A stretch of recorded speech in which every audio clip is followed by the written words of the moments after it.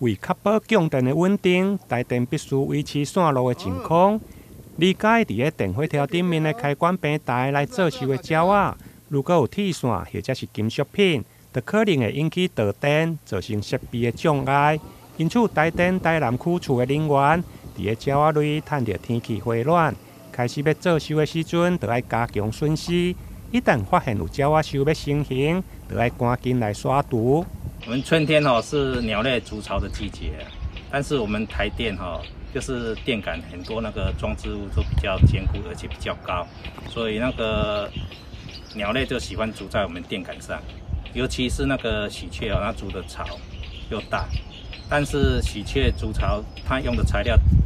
大部分都是为一些小树枝，只是它有一些工地的话，如果旁边有工地的话，它会去捡一些铁线、铁丝上去一起筑巢，所以喜鹊筑巢容易引起我们馈线跳脱。台电台南区处表示，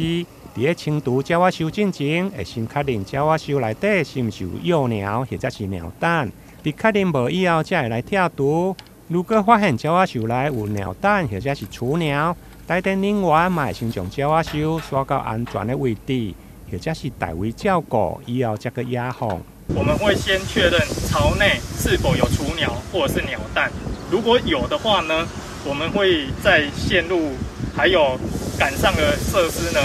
做掩蔽，然后再移至鸟巢。那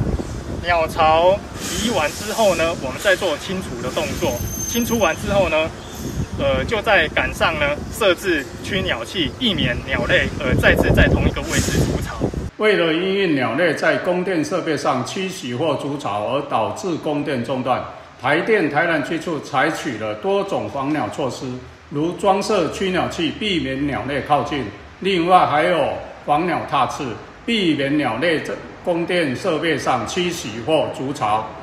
台南区处积极加强线路防护措施，例如线路加装卡扣式防护线管、更换架空电缆等，防止鸟类对电力设备造成损坏和供电中断。为确保公安，台电人员会评估现场的环境，实施安全的措施，采取暂时的断电或者是掩蔽的方式，才进行清除的作业。而且清除鸟仔收以后，埋伫原来的电火条顶面来加装驱鸟器，或者是防鸟的踏刺等工具，避免鸟仔类再厝来做收。根据台电台南区处的统计，到今年3月，就已经跳除178个鸟仔收。台南新闻林根采访报道。